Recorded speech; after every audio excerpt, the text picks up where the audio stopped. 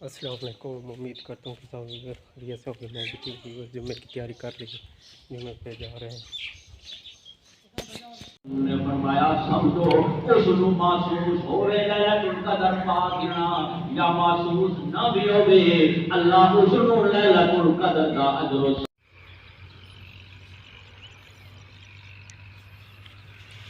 वाले साहब की कब्र पर दुआ मांगने के लिए आए थे।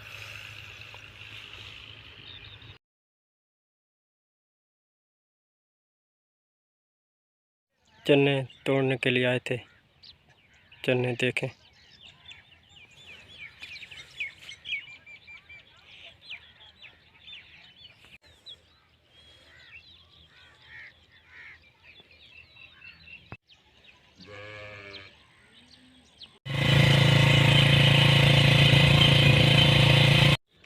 अब घर पहुंच चुके हैं।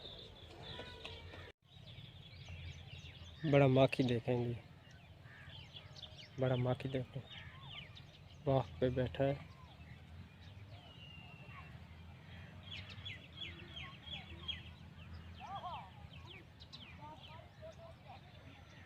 और एक ये बैठा है, ये दूसरा है।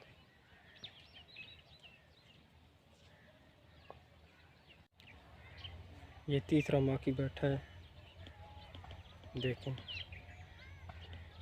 एक ही बाग में 3 बड़े माखी बैठे हैं।